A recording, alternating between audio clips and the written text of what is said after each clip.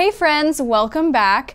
I, like the rest of the book reading world, have been impatiently waiting for the next installment in the A Court of Thorns and Roses series. And I'm so glad that it's finally out because I read it and I loved it and it was just exactly what I wanted it to be, and I've gotten so obsessed with this series. I mean, I'm even wearing this dress that I like to think of as my night court dress because it has these kind of like Illyrian wings on it, if you will. I'm also wearing a perfume that's called Night that comes in a black bejeweled bottle. You can't smell it, obviously, but it smells really good. It does smell like nighttime and like temptation and stuff like that, so it's perfect. Anyway, keep watching for my spoiler-free review of A Court of Frost and Starlight.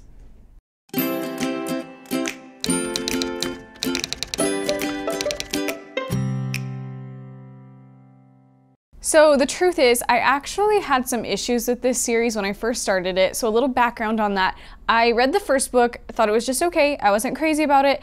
I really only started liking it when it got to the part where it was under the mountain and Feyre and Rhys have all their things going on, and you know, little did I know that's like the whole point of the series, so that's cool. Anyway, I read the second book after I read that one because I was like, well, I'll give it a try and see if I like it, and then I was like, I'm obsessed with this series and I don't know what to do with my life. And then I read the third one and I loved it, but luckily I took so long to start the second and third books that by the time I finished the third book, this one was almost out. So I barely had to wait. It's awesome.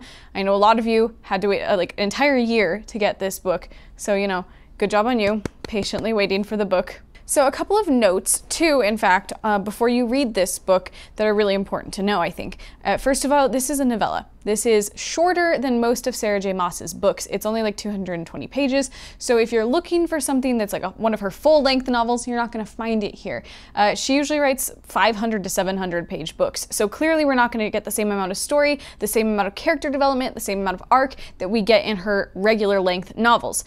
So that's important to know. I think a lot of people were a little bit apprehensive about this book because they knew how short it was going to be, and they thought, okay, how is she going to fit the same type of storyline that she fits into her novels into this novella? The truth is, she doesn't. That's not the type of book that this is. A novella is not meant to be the exact same type of book that a regular novel is. Her novels contain like these massive storylines, and this novella is kind of more similar to like a slice of life type of book. It's a bridge, if you will. So that moves us on to the second thing you should know, which is that this book is the bridge between the first three books in the series and then book 4 and on. So the first three books, A Court of Thorns and Roses, A Court of Mist and Fury, A Court of Wings and Ruin, those are the first three books in the trilogy, okay? And then everything after that is about something else, some other storyline. They're technically considered a spin-off from book 4 on. This book is the bridge between those. So it's not its own massive storyline. It's not its own huge, gigantic story, nothing like that. It's just kind of an in-between that gives us a glimpse into what we're gonna get in these next few books. So I gave this book 4 stars instead of 5, not because I didn't love it. I think 4 stars can still mean that you loved a book, but 5 stars to me means that it blew my mind. The other books kind of blew my mind. This book did not do that. Like I said, it's a novella. It's more of a slice of life type of situation. It's a catch up on the characters and what they've been doing since the war ended. It's a bridge between the books. So, you know, it doesn't have this massive, multifaceted, crazy story that's gonna just draw you in and then break your brain at the end of it and like destroy your heart. It's not like that.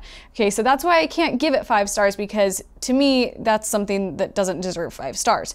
That being said, I loved it for exactly what it is. These are characters that I enjoy reading about so much that I'd literally watch them go grocery shopping. Like, I'd read like a 400-page book about them just like fighting in the grocery store. I don't even care. That's how much I care about them. And so, you know, for being what this book is, a simple in-between moment, you know, bridging the gap between these two separate like spin-off series, I loved it. My very favorite thing about this book was the fact that we get alternate points of view.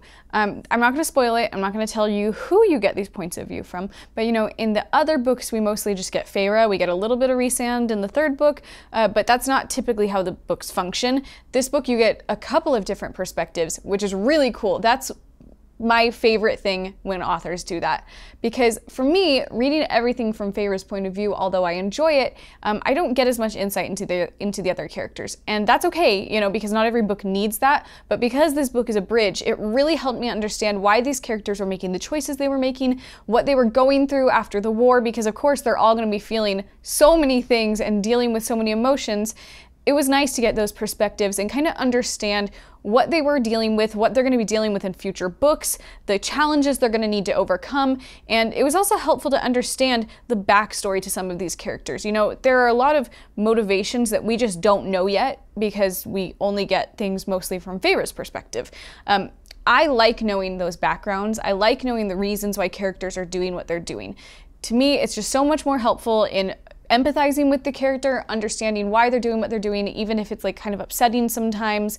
And it just, you know, it adds layers that we don't normally get.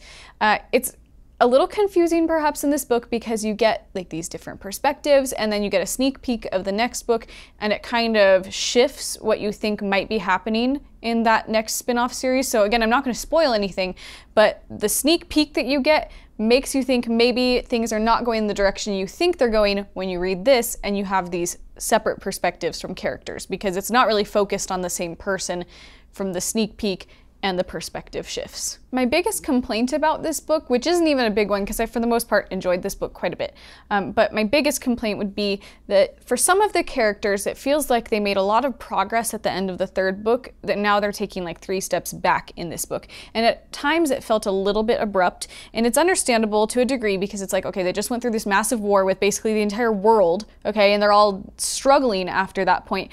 But you know, it's nice to know exactly what's going on in everyone's head and why they're feeling the way they are. We get a little bit of that with the different perspectives, but there's still moments where I'm like, okay, I'm not totally sure why this character is acting the way they're acting right now. And it would be nice to get those questions answered and not feel like everything's just kind of up in the air. My guess is that we're going to get a lot of that in the next installments in the series, and so it's not actually going to be as confusing as I now think it is. But it's nice, you know, to see your characters actually progress and not constantly be like taking steps backwards in their character development. Something really cool about this book is you learn some stuff about high fae biology, and maybe it's just the science nerd in me, but I like knowing how people's bodies work. So for me, this book was really cool because I was like, hey, like there's some glimpses into this aspect of these lives of these characters that you just wouldn't have thought about, honestly. I think Sarah J. Maas is really good at a certain type of world building. You know, you may not know exactly how their currency works, you might not understand exactly how the aqueduct and the agricultural systems work, which is fine, you know, that stuff can get a little boring for those of us who don't typically read high fantasy.